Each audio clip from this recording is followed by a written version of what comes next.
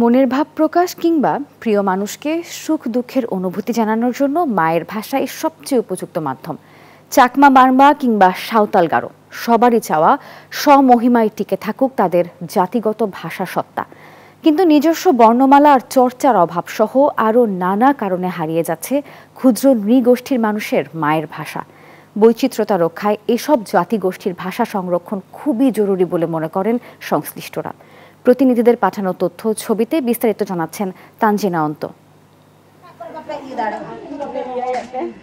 শিশু আধো বলে কথা বলতে শেখে মায়ের ভাষায়। আবদার, সুখ কিংবা দুঃখের আশ্রয় নিজ ভাষাতেই। পরভাষার আধিপত্য এখানে অনেকটাই ম্লান।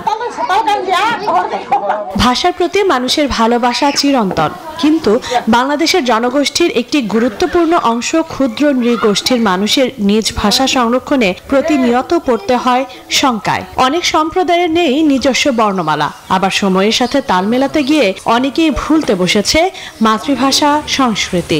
আমি বাড়িতে বাবা মার সঙ্গে ভাই বোনের সাথে হাজং ভাষায় কথা বলি, আবার স্কুলে আসলে বাংলা ভাষায় পড়ি। এদের একটি অংশ শিক্ষিত হচ্ছে আধুনিক শিক্ষায়, আর অল্প কিছু স্কুলে হয় ক্ষুদ্র নৃগোষ্ঠীর নিজস্ব ভাষা ধরে রাখার চেষ্টা, যদিও শিক্ষক সংকট দীর্ঘদিনের। প্রাথমিক একটা বই আছে আমাদের নিজস্ব ভাষায়। প্রত্যেক পরিবারের সন্তানদের কমপক্ষে পঞ্চম শ্রেণী পর্যন্ত মাতৃভাষায় পড়ালেখার পাশাপাশি সংস্কৃতি চর্চা করবার জন্য একটি কালচারাল একাডেমি প্রতিষ্ঠা করা হোক। বাংলা ইংরেজি মিশ্রণের আধিপত্য শঙ্কায় ফেলেছে পাহাড়ি ভাষার অস্তিত্ব। আবার অনেকে জানেনও না তাদের আদি ভাষা কি। ভাষা, সাহিত্য, সংস্কৃতি রক্ষা করবার দায়িত্ব রাষ্ট্রের। পৃথিবীতে যদি একজন মানুষও তার নিজস্ব ভাষা থাকে, সেটাকে রক্ষা করার দায়িত্ব আমাদের সকলেরই। মুখে মুখে টিকে আছে ওরাও সাঁওতাল, পাহান, মাহালি, ঋষির মতো কিছু ভাষা। বাকি ভাষাগুলো বিলীনের পথে।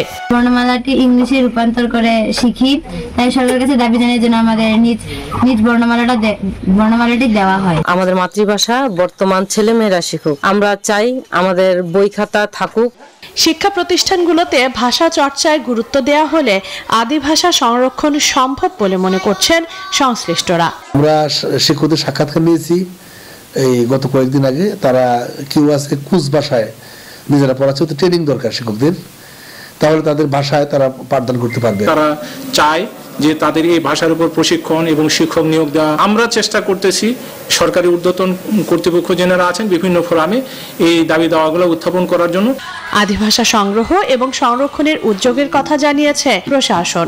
কালচারাল সেন্টার, গবেষণাগার, এই জাতীয় একটা প্রতিষ্ঠান যাতে আমরা তৈরি করতে পারি সরকারের পৃষ্ঠপোষকতায়, সেটির বিষয়ে আমরা চিন্তা ভাবনা করি। ক্ষুদ্র নৃগোষ্ঠীদের ভাষা এবং সংস্কৃতি রক্ষার জন্য সে উপজেলা প্রশাসনের বিভিন্ন পরিকল্পনা রয়েছে। সেই পরিকল্পনাগুলো ধীরে ধীরে হয়তো বাস্তবায়ন করা হবে। স্বকীয়তা, সৃজনশীলতা, মননশীলতা আর মেধার বিকাশে ক্ষুদ্র নৃগোষ্ঠীর ভাষা সংরক্ষণ এখন সময়ের দাবি। তানজিনা অন্ত, নিউজ 24।